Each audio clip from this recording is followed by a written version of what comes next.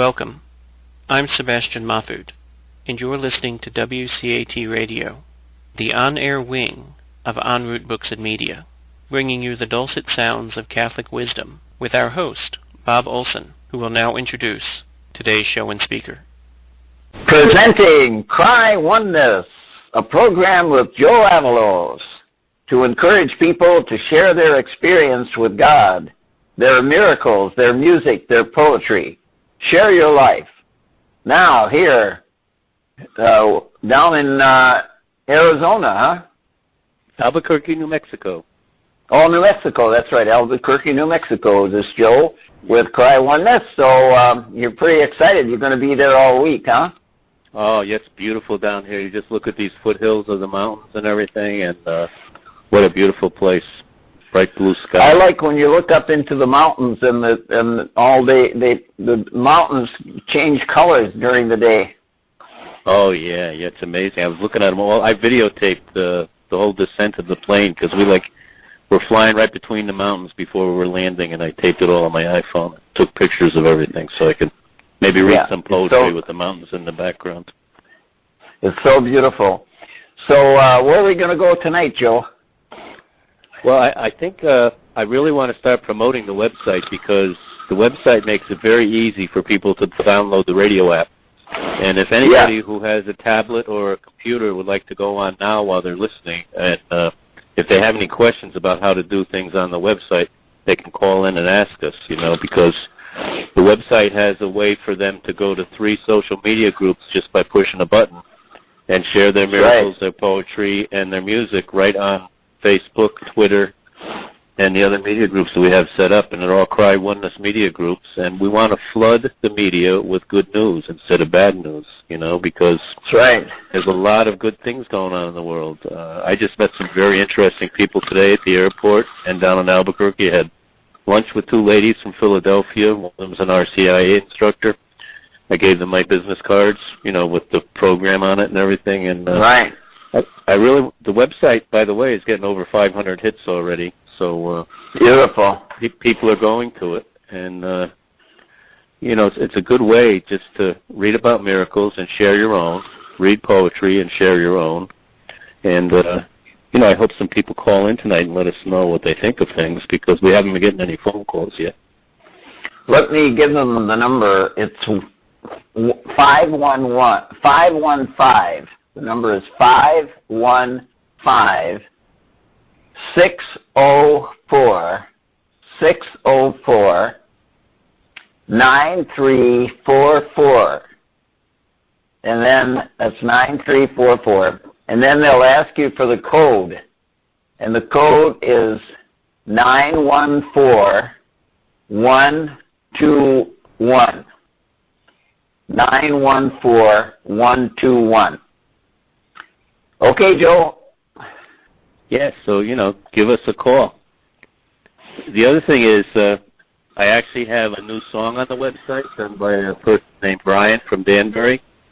And what happened was my sponsor's wife asked me to write a poem on gratitude on her birthday. And I asked a friend who's a piano tuner and a guitar player named Brian, he's in his 50s, if he could look at all my poems and choose one and make a song out of it and probably post it as Poem of the Month on the website. We have. And it's called Follow the Sun. And it's about gratitude. And I wrote it for my sponsor's wife.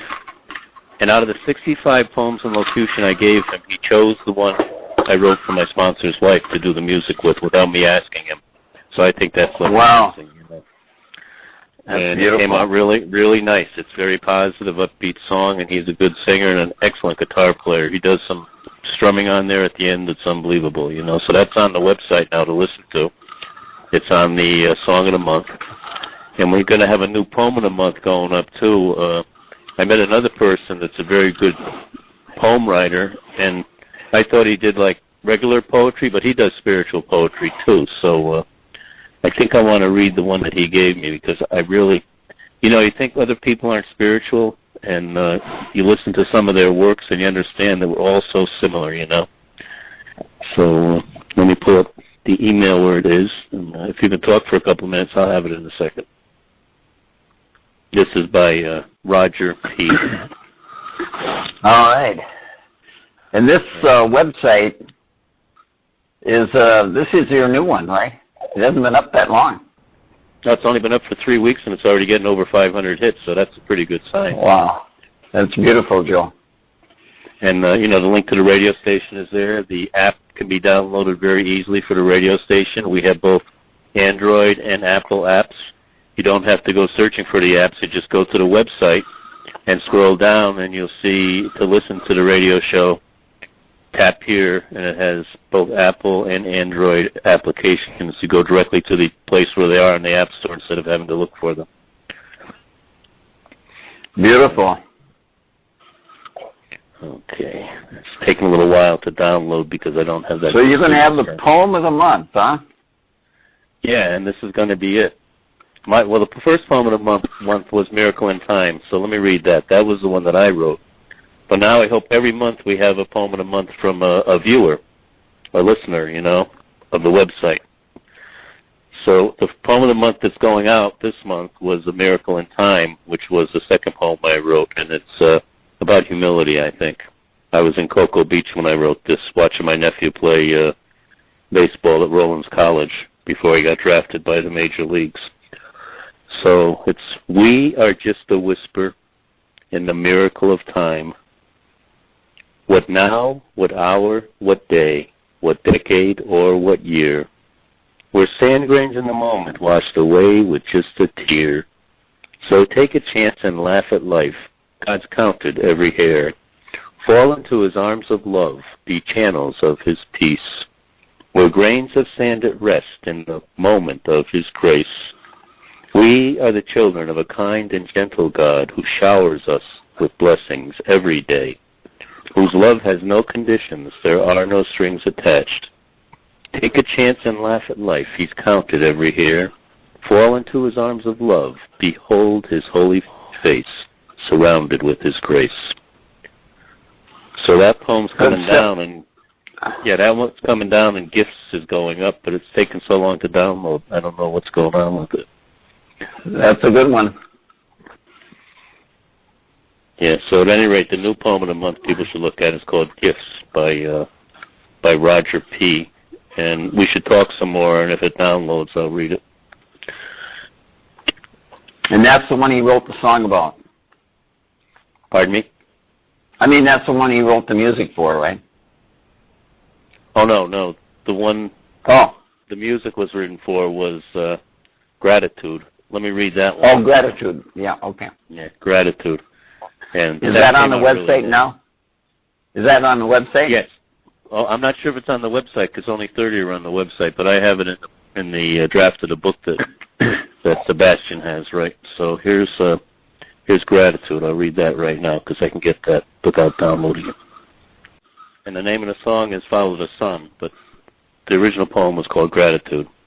Finding the sun behind every cloud, seeing the smile behind the frown, loving without conditions, living each day with joy, knowing that life will never end, yet living each day like it's the end, forgetting the past and ignoring the future, praying for peace and accepting chaos, chasing rainbows and thunderstorms, gently riding the roller coaster called life, for time is short but love is long, and all of life is a happy song, and when we stop fighting, love is born.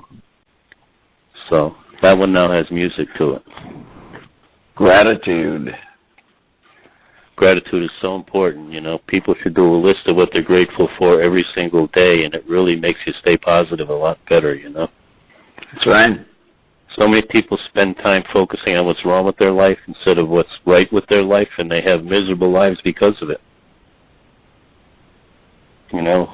Just think... it's what causes depression and anxiety.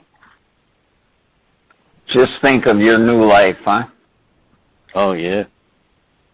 I am so grateful.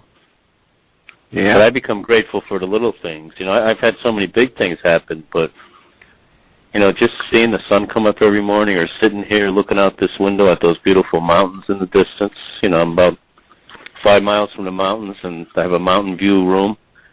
And just stuff like that, or or just looking in the mirror every day and not hating myself anymore, loving myself instead. Right. So many people don't even like what they see in the mirror. It's terrible, I read about this one fellow. He used to spit at himself in the mirror every day. Oh yeah. I don't know if he went that far, but he did. No, I just didn't look a lot, I couldn't look myself in the eyes. I was so bad, It's terrible. Yeah. Yep. Shave without looking at your face, Awful. When you go into clinical depression, it's worse than death, I think, from my personal experience. It's seeing my 2-year-old niece fall in the swimming pool and having a tough time even getting up out of bed to help her. That's terrible. That's depression, And I remember when I first went up to see Father Bill at my father's house, I told him how anxious and depressed I was because of my disease, and he said, and I said I was on all kinds of medication for it. And he said to me, Joe, there's no such thing as depression or anxiety. It's a spiritual malady.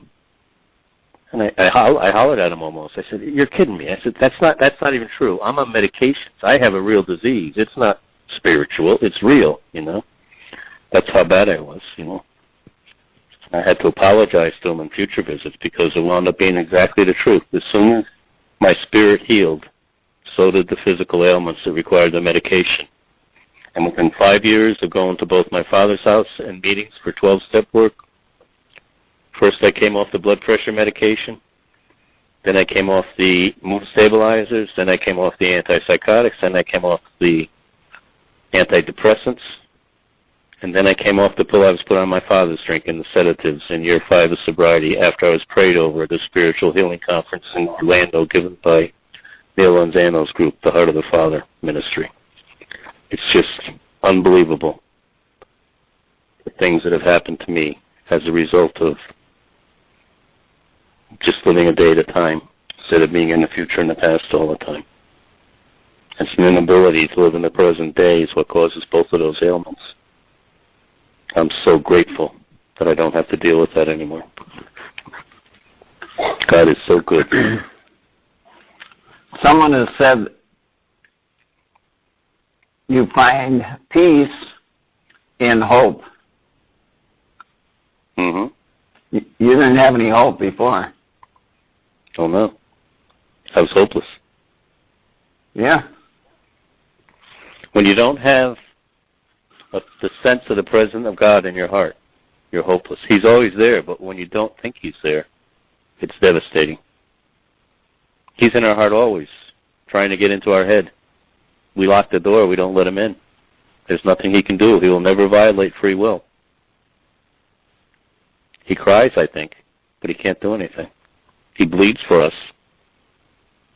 He's always with us. All we have to do is get out of the way and let him in. We're part of him. He'll never abandon the things that he created in this world. He loves everything and everybody.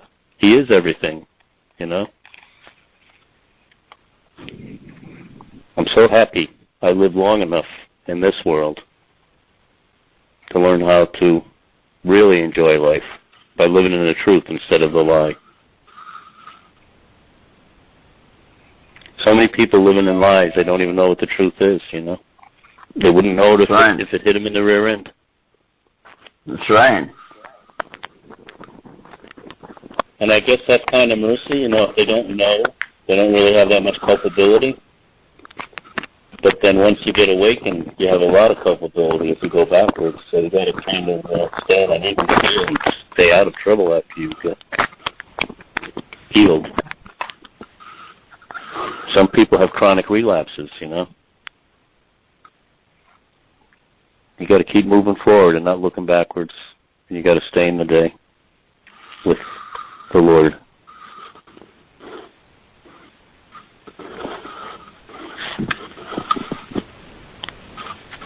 So you received your brochure now for the conference. Yeah, I got the whole packet for the conference. Can you share some of those things that are going to happen there? Definitely. That'd be good. Because, people can still get the podcast if they want to listen to it. They can pay online and listen to the whole thing. So it's called Trinity, the Soul of Creation. And it starts Thursday, 8:30 to 5:30 is registration. 2 to 2:15 is a pre-conference welcome. And then Richard Rohr is going to be starting it off at 6:15 tomorrow evening to 7:30. And the other people are going to be speaking too, Cynthia Beauregard, and William Paul Young, who wrote the Shack book. And then that'll be it for tomorrow evening. And then Friday, they're 8:30 to 9 o'clock. They're going to be talking about contemplative practice. And then between 9:15 and 10:15, William Paul Young is going to speak about his book, The Shack, and the movie. And then Richard Rohr is going to be back on 10:45 to 11:45 talking about contemplative practices. And then Cynthia Beauregard is going to be on from 2 to 3, and they're going to have a book signing between 3:15 and 4:15 on the Trinity. And then there's workshops on walking meditation and a lot of other good things. And then they're going to have a banquet meal, which is included in the conference, at 6 to 9 on Friday evening. And then Saturday, another contemplative practice workshop by Cynthia Beauregard. And then another talk at 10:45 by Paul Young. And then at 2 to 3, they're going to have questions and responses where people from the audience will get up and ask questions, and all 3 participants will answer. Then they'll have another book signing at 3:15 to 4:15. And then they have some optional things, walking meditation and things like that, between 3:30 and 5:30 for people who are staying later. But I have to leave at 3, so it's a very good program. And, of course, they're having the Eucharist, too. And I think it's great to be down here, to be with 1,800 other people who have similar beliefs in God, It's just, I can't wait until there's that Mass, where everybody gets together and has communion. That's going to be powerful. Is that going to be in the morning? It doesn't have the exact time. I think they're going to announce when that is. I see the Mass guide, but I don't see where they have it in the schedule. So. Okay. But I see the opening prayer greeting with Richard Rohr. Doesn't have the times on it, though. It's too early for people to show up yet, huh? Oh, there's a lot of people there. I had lunch with 2 people today that were here for the conference. There's still not that many, or I would have grabbed a couple of people and, had them on the show, but there's not enough registering right now. They'll be registering tomorrow again between 8 and 10. A lot of people just flying in tomorrow morning, probably. You want to share some of the things that you talked about with those ladies? Yeah, well, the lady in the morning at the airport, sometimes you're not sure when you're going someplace if it's the right move or not. So I get to LaGuardia Airport at 4 o'clock in the morning because you're supposed to be there 2 hours in advance of the flight. My flight was at 5:45. And, I check in, go through security, and I sit down in the waiting area with, hundreds of people waiting for the flight to load. There's 3 groups that have to load, and I'm in group 3. And I sit down in the only seat available, and I'm sitting next to a nice black lady, and she starts talking to me, and she hands me an evangelization tool from her church, a little pamphlet on John's Gospel. And I looked at it, and I read it, and I said, very nice, and then I gave her my card. And I said, this locution on the back was an experience I had with the Lord, and she read it, and she started smiling. And then she gave me more information about her philosophy, and I gave her more about mine, and we had a beautiful discussion without being judgmental or anything, and it was just a fantastic way to start off the morning, God put somebody right in my path who needed to talk, and we talked, and before we got on the plane, we were brother and sister, It's amazing. And that's the way to do it. From Brooklyn, New York. And when we're getting on the plane, she said, would you please pray for me? And I said, what do you want me to pray for? She says, well, I want the gift of tongues, and I haven't gotten the gift of tongues yet. So I gave her my handout on the miracle I had with the tongues at Carol's house with the kids for her to read, and she smiled at me, and then I didn't see her after the flight. But she was going. That was to Houston, and she was going in another direction. She wasn't coming to the conference. But she told me she has a friend in Connecticut she's going to give my card to, and he'll probably be contacting me possibly about a talk or something. So that's the way it works, you know. That's the way the Spirit works. That's when we stop working, the Spirit takes over, when we stop fighting and just surrender. When we talk to people of other faiths, other Christians, that's the exact way to talk, is you tell them about what you believe, and then listen to what they believe, and just let it go at that. That's it. Well, she had another opinion on Mary than I have, and I said, well, you know, I said, that's fine you feel that way, but that's not my belief, but I agree to disagree, you know, because, you know, we all have different beliefs and everybody has the same God, so that's for sure, you know. There can't be more than one God, I don't think. So we don't want to cause any conflict if we can help it. Oh, no, I have to accept it. All right. Then you can pray for them. That's right. Prayer is the only way to fix anybody, I'm convinced. You know, we don't meddle in other people's affairs. Try to be a powerful example of what they can have if they follow the right path. And do that by being very kind and forgiving and accepting. And not making them feel like what they're doing is wrong, you know. Everybody's just different, not wrong. Yeah. He made us all different so we fit together better, right? That's what I heard. We're all made different so we fit together better.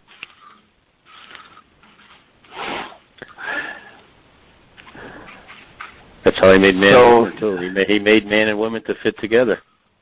They're different. They work towards unity. Yeah. Unity and oneness. Two very good spiritual principles. So what are your some of your expectations for the conference there?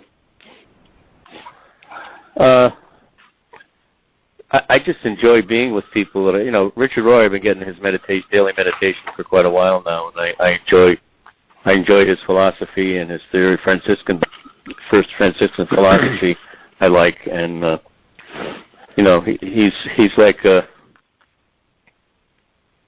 another St. Francis, I think. You know, preach the gospel at all times and when necessary use words. I mean, he doesn't tell anybody what to do. He just shares his experiences with people, and I love it, you know. And you can see, when he talks, he keeps looking up, and it's like he's not even talking himself. Somebody's talking through him, you know. He's got that glow. Where is he headquartered now? He's in Albuquerque. He administrates the Center for Action and Contemplation. And he's practicing Catholic. He's a practicing Catholic priest too. You know, he does mass every day. And I understand that. The past month before this, I think he does 30 days hermitage every year. And last month before this, he was on a hermitage by himself in the wilderness,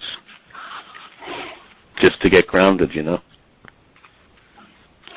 And he's a fantastic person, I think, you know. I got to get my picture taken with him last year. We ran into him in the hallway. I was down there last year for a conference, too, a small one compared to this. And he was walking in the hall, and we walked right into each other. And my friend Larry took a photo of us, and then another guy took a photo of the three of us. And it's like a little treasure, you know. That was nice. Yeah, and I actually spoke at the conference. He was on stage, and he was accepting open mics. And I shared the locution, One Sip of Wine, communion with a friend. Oh, yes. And I said, Richard, I don't know if this is me or the Lord, but I kind of think it might be the Lord. What do you think? And he said, Joe, that's got to be the Lord, because you couldn't possibly remembered all of that if he wasn't behind it. So, and that was in front of 500 people. It was interesting last year. Mm-hmm. So he's very accepting, you know, very spiritual. So then I had lunch with two ladies this afternoon, and we went to a nice cafe with Mexican food that was recommended by some local people. And I was by myself, and two ladies were there at a table next to me. And some gentleman at another table started talking to me, and I asked him if he was there for the convention, and he said no, and the two ladies piped up and started saying, putting thumbs up and saying, we are, you know. So they started talking to me, I started talking to them, we wound up sitting at the same table for lunch. And we did nothing but share about, you know, spirituality, poetry, and music. It was amazing. And one of them wound up being an RCIA director in Philadelphia, and there were two ladies traveling together from Philadelphia. And they were both very, they were both very Catholic, not just very Christian. Mm-hmm. Yeah, so. And I shared about Rita, you know, my experiences with Rita, because she was RCIA too. And we had an excellent lunch, and they took my cards, and they're going to get back to me on what they think of the poems and locutions, and they may share some stuff on the website. So it's been a pretty busy day for meeting people. Have people been sharing things on the website? I haven't seen any shares yet, but we have 500 and some odd hits, so people are looking, but they're not sharing yet. They're not getting to the point where they're going to the social media groups, but I haven't really checked for the past week, so it's possible there's some shares on Facebook, Twitter, type of shares, but I have to check that maybe tonight after we get off the phone and see if anybody's sharing anything. But I did get 5 new poems that I've got from that friend, but I can't download it for some reason. I don't think there's enough signal strength there on my... So are you going to share those? I don't have enough signal strength on my iPad to download them and read them to you, but there's 6 poems, 6 new poems that have been shared via email to be loaded to the site. And my friend Joey's putting them up this week, so there'll be 5 new poems under the poetry tab on the website, and one of them is going to be Poem of the Month. Those are your poems. Those are your poems. No, it's the friend from Danbury. There's 6 new poems. Oh, okay, okay. From Dave P., who I told you about at the beginning of the show. Yeah. Dave P. from Danbury writes very spiritual poetry, and I have 5 or 6 of his to post this week. So there'll be 6 new poems. If people look before, there's going to be 6 new ones now that they can go back and look at. That's too bad you can't download those now. Well, I think I know what's wrong, actually. You're listening to Cry Oneness with Joe Avalos. Joe has been with us on this program, Cry Oneness, for quite a few weeks now. And today he's in Albuquerque, New Mexico, where there's a conference that's being staged by Richard Rohr, who is headquartered there in Albuquerque. And Joe is really has great expectations to what he's going to receive there. And okay, Bob, some good news now. Okay. All 6 poems have downloaded, so I can read them to you. Beautiful. So Good. These were shared on the social media groups that we set up by Dave P., and they'll be available to look at on the website. Now take them nice and slow. Yep. The poem of the month is called Gifts. And it's spiritual but not religious, but it's very beautiful, I think. Do you see the things that no one else can see? What is the sound of sunshine on the waves? Each ray that glitters with eternity. Is this the way that your mind misbehaves? When water trickles slowly to the ground, does it paint colors in your ears in tune with echoes of infinity profound, cerulean, vermilion, and maroon? If so, perhaps a picture you should paint, a word you should inscribe, a note compose. Maybe you are a mystic or a saint. Your soul opens and closes like a rose. In any case, let out your inner shiver, and to this world, your own viewpoint deliver. What do you think? That's a good one. Gift. He's very talented, isn't he? He is. he wrote this one about his dog. It's a little comical, I think. Oh, it's about his cat.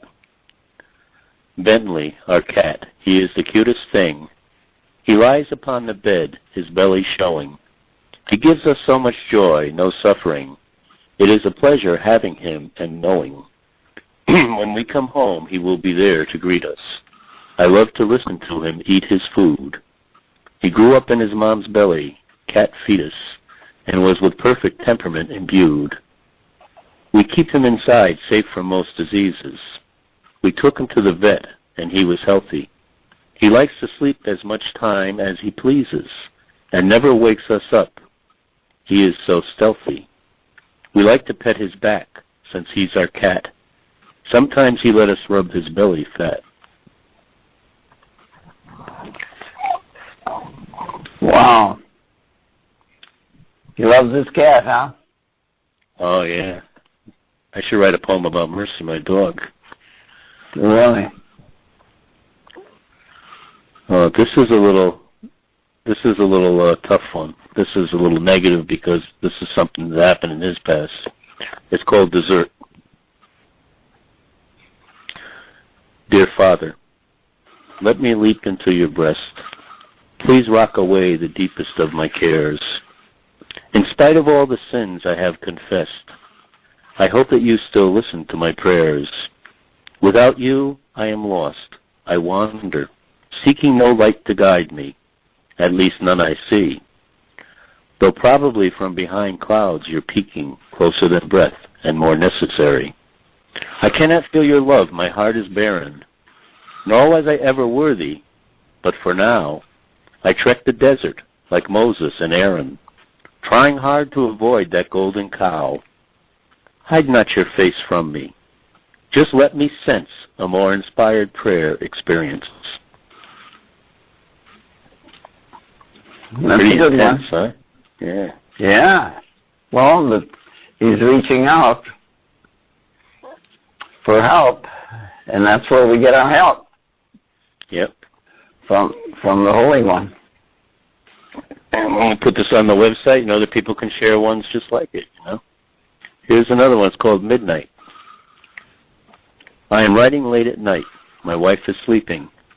No secrets from her right now I am keeping. She just gets tired early, and I'm writing. Sometimes I pray with gnashing teeth and weeping. I find the hour of midnight quite exciting. I go outside and smoke, talk to the sky. Sometimes I feel as if my dad I'm fighting. Although 11 years passed, did he die? About which sometimes all I do is sigh.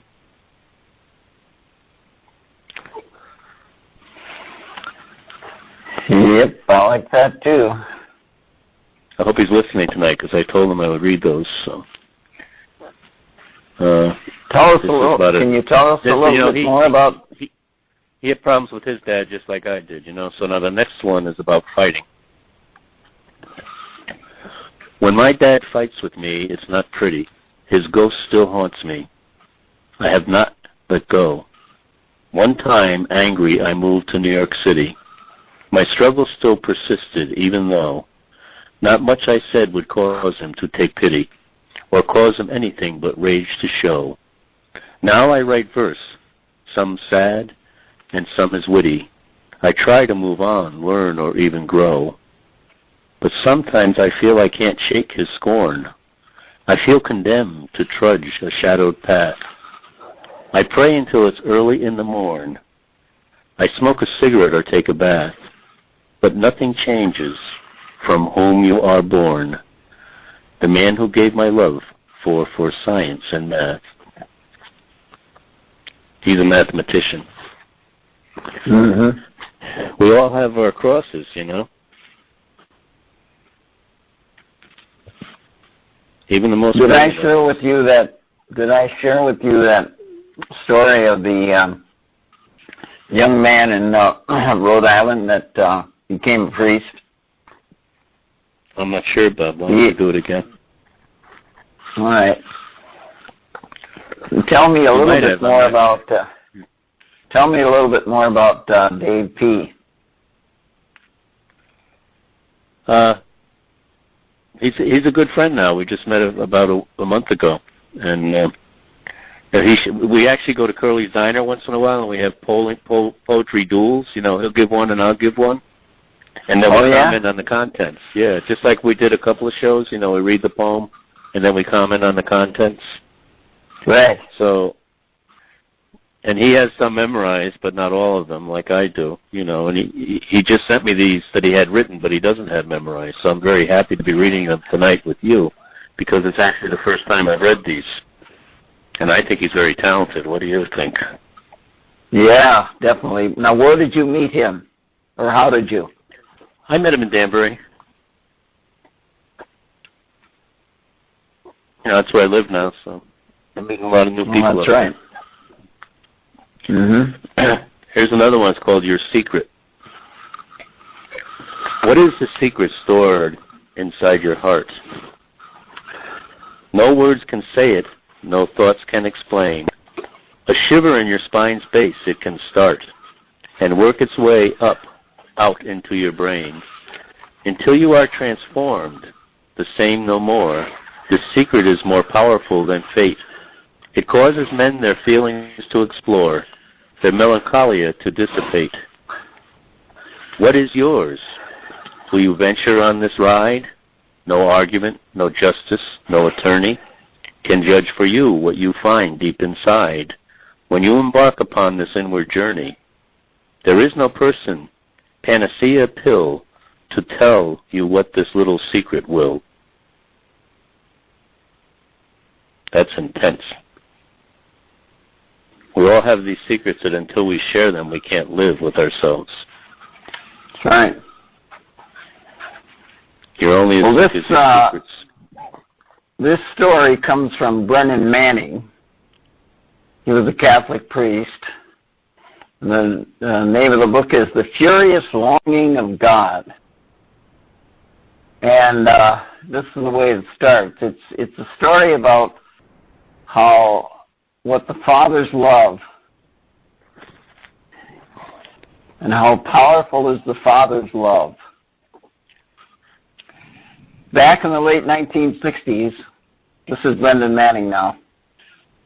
Back in the 1960s, I was teaching at a university in Ohio, and there was a student on campus who, by society's standards, would have been called ugly. He was short, extremely obese. He had a terrible case of acne, a bad lisp, and his hair was growing like Lancelot's horse in 4 directions at one time. He wore the uniform of the day, a T-shirt that hadn't been washed since the Spanish-American War, jeans with a butterfly on the back, and, of course, no shoes. In all my days, I'd never met anybody with such low self-esteem. He told me that when he looked in the mirror each morning, he spit at it. That's the fellow I was talking about. Yeah. Of course, no campus girl would date him. No fraternity wanted him as a pledge. He walked into my office one day and said, with his lisp evident, you're a new face on campus. Well, my name is Larry Mullaney, and I am an agnostic. Well, with the lisp, it came out, excuse me, it came out agnostic, okay? And I said, you're what? He repeated himself and said, wow. And then he repeated himself, and then Brendan Manning said to him, wow, congratulations. If you ever become an atheist, I'll take you out to dinner and we'll celebrate your conversion. The story I'm about to tell you is what Larry got for Christmas one year. Christmas came along for Larry Mullaney, and he found himself back with his parents in Providence, Rhode Island. Larry's father is a typical lace curtain Irishman. No, there are lace curtain Irish and there are shanty Irish. A lace curtain Irishman, even on the hottest day in summer, will not come to the dining room table without wearing a suit, usually a dark pinstripe, starched white shirt, and a tie swollen at the top. He will never allow his sideburns to grow to the top of his ears, He always speaks in a low, subdued voice. Well, Larry comes to the dinner table that first night home, smelling like a billy goat. He and his father have the usual number of quarrels and reconciliations. Thus begins a typical vacation in the Mullaney household. Several nights later, Larry tells his father that he's got to get back to school the next day. What else, son? Or what time, son? And he said, 6 o'clock. Well, I'll ride the bus with you. The next morning, the father and son ride the bus in silence. They get off the bus as Larry has to catch a second one to get to the airport. Directly across the street are 6 men standing under an awning, all men who work in the same textile factory as Larry's father. They began making loud and degrading remarks like, "Oink, oink, look at that fat pig. I tell you, if that pig was my kid, I'd hide him in the basement. I'd be so embarrassed." Another said, "I wouldn't.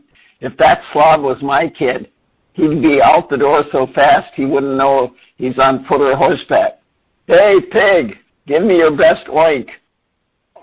And these brutal salvos continue.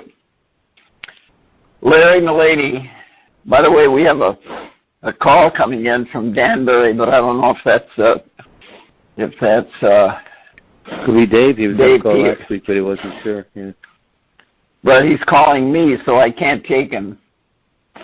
No, he's got to call that other number. The one that you maybe that might be Howard. That's probably Howard. Oh, okay. Well, anyway. Because he has pig. Phone. Dave P doesn't have that number. Howard does. Hey, pig, give us your best oink. And these brutal salvos continued. Larry Mullaney told me that in that moment, for the first time in his life, his father reached out and embraced him, kissed him on the lips, and said, "Larry, if your mother and I lived to be 200 years old, that wouldn't be long enough to thank God for you, for this gift that he gave to us and you. I'm so proud that you're my son." It would be hard to describe in words the transformation that took place in Larry Mullaney, but I'll try.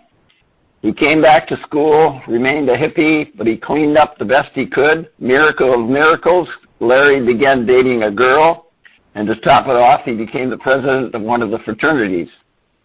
By the way, he was the first student in the history of our university to graduate with a 4.2 grade point average. Larry Mullaney had a brilliant mind. Larry came to my office one day and said, "Tell me about this man Jesus." And for the next 6 weeks, in half-hour increments, I shared with Larry what the Holy Spirit had revealed to me about Jesus. And at the end of those 6 weeks, Jerry said, "Okay." June 14th, 1974, Larry Mullaney was ordained a priest in the Diocese of Providence, Rhode Island. Yep. For the past 20 years, he's been a missionary in South America, a man totally sold out to Jesus Christ. Do you know why? It wasn't because of the 6 weeks of sitting in Brendan Manning's office while I talked about Jesus. No, it was because of a day long ago during a Christmas vacation, standing at a bus stop when his lace-curtain Irish father healed him. Yes, his father healed him. His father had the guts to get out of the foxhole and choose the high road of blessing in the face of cursing and taunts and ranting. His father looked deeply into his son's eyes, saw the good in Larry Mullaney that Larry couldn't see for himself, affirmed him with a furious love, and changed the whole direction of his son's life. Yep. That's it. We're down in Albuquerque here, and that's Richard Rohr says that all the time. Until you experience the gaze of the Father, of acceptance from the Father, you can't really have peace. You know, you need to know that your Father loves you before you can really love yourself. But then, the thing is, if we've had that experience, and there's nothing we can do about it right now, we can continue to pray, but then we have to take the Father in heaven as our Father. Yep. Right? In my case, I think I was rejecting the Father in heaven because I rejected my father. It's like, that's what they told me at the meeting in Orlando. They said, Joe, you cannot not forgive your father, because if you're not forgiving your father, you're not accepting God the Father, because you won't be able to. If you have that animosity towards the Father on earth, you can't accept your Father in heaven. That's when they prayed over me, and I got slayed in the Spirit. It was amazing after I released that. Forgiveness is so important, you know. That's right. And the Lord says we have to honor our mother and our father. Right. Not because... What? Yeah. That's right. Not because they were perfect or that they were perfect to us or loved us so much, but we have to honor them because God chose them to be our mother and father. The very fact that they didn't respond to that then wasn't God's fault. You know, they were chosen by God to be your mother and father. So we have to honor them. Yeah. Looking back at my own life through spiritual eyes, I can see that I was just as much his fault as my father. You know, what was really going on with me is I couldn't stand seeing what he was doing to himself when he drank. And then I became worse, you know, because when we judge, we get judged. That's how it works. But I wrote this, Surrendering is Believing, and it kind of is along the same line of what we're talking about, because it explains how I felt when I was a child. And it's I couldn't believe in God because I couldn't believe in myself. Therefore, I believed in nothing, and nothing was my problem.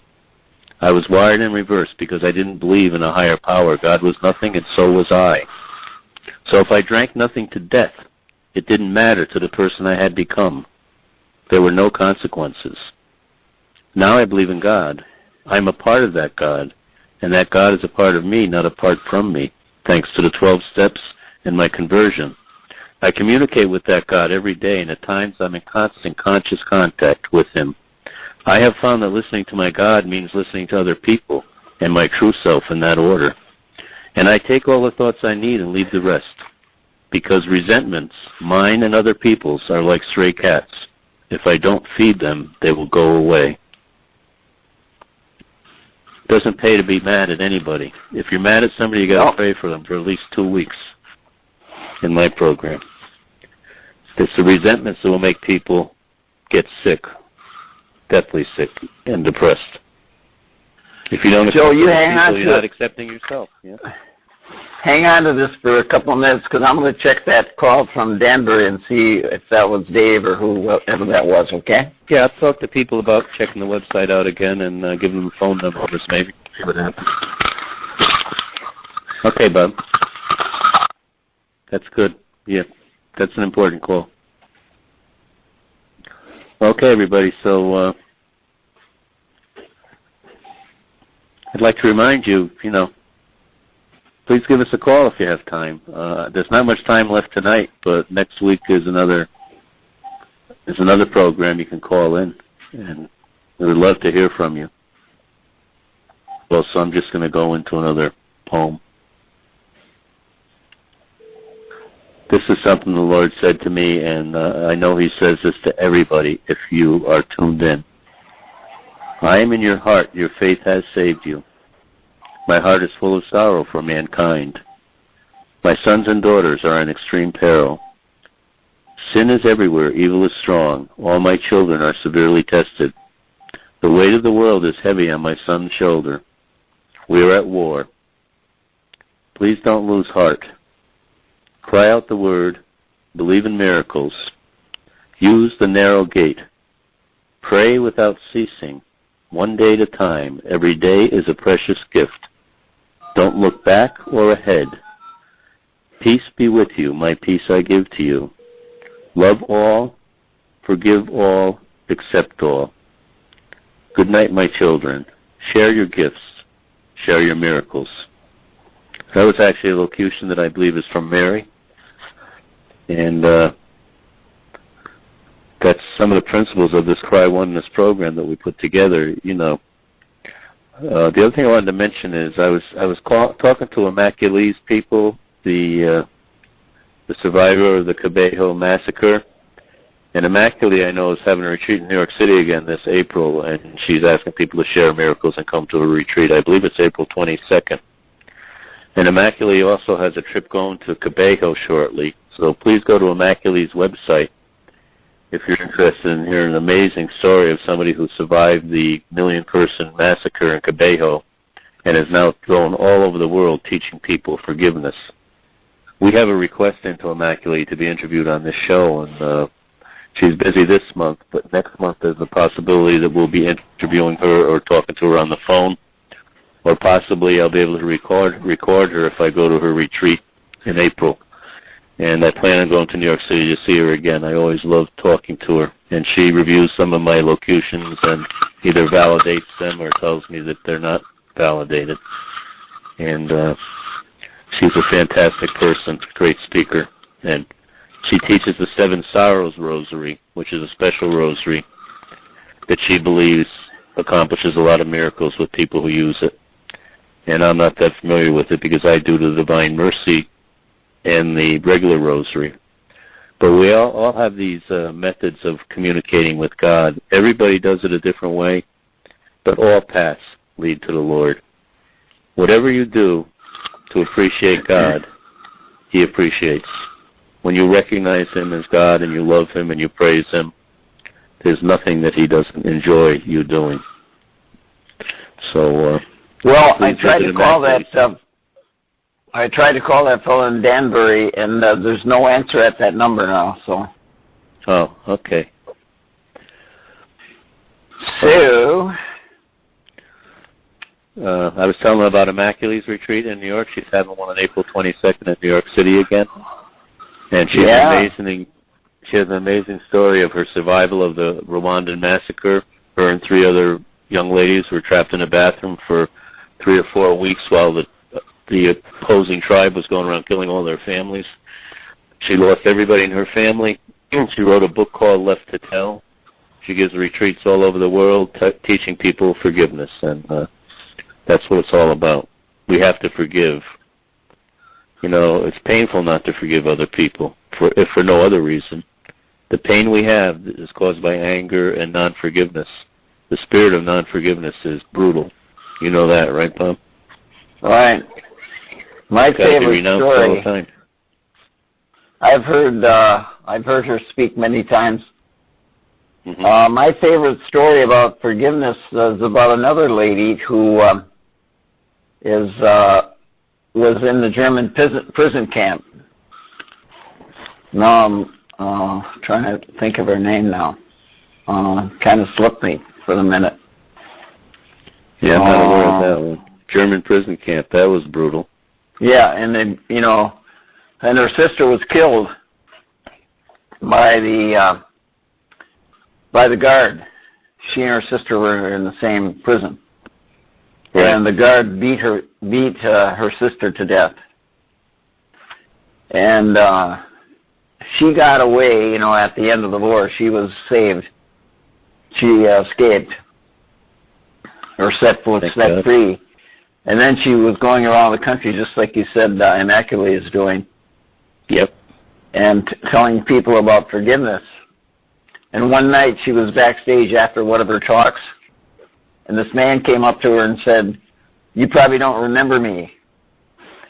But she says, "I'm the guard that killed your sister."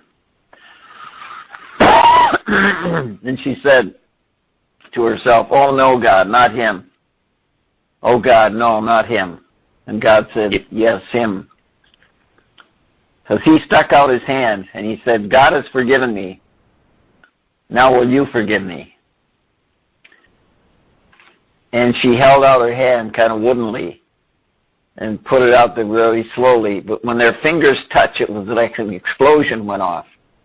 And they fell into each other's arms and they wept and they wept and they wept.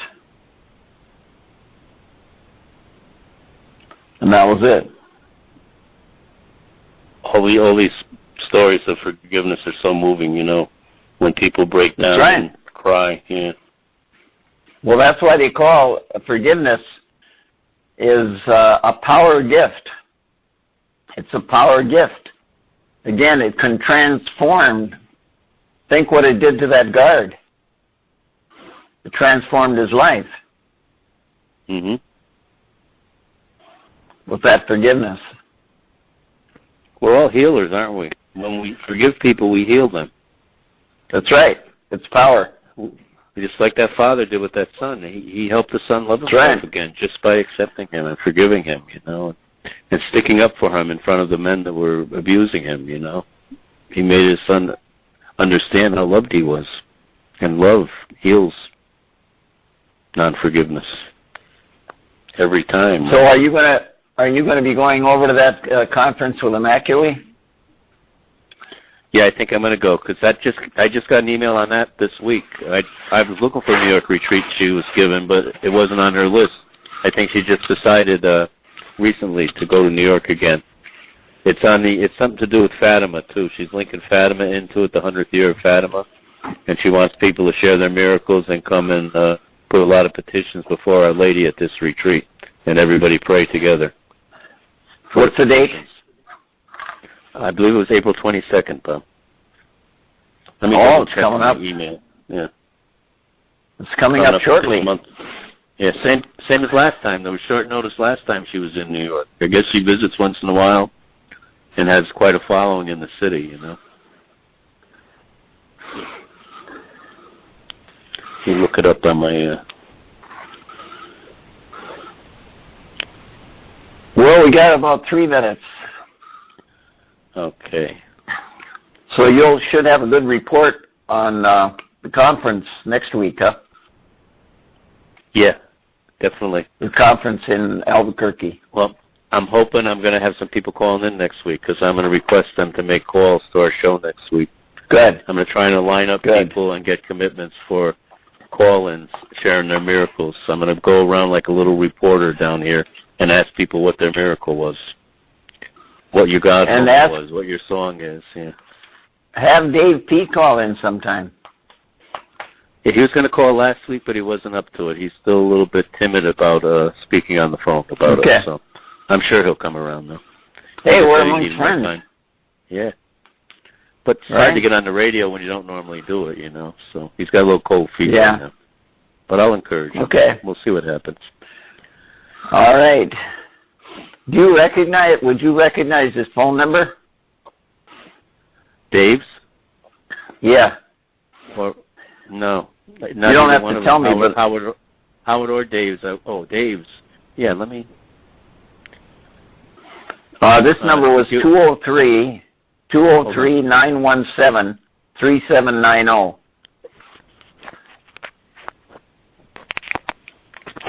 I'll try to call him back later. Yeah, I would keep trying. Okay, I think that's Howard.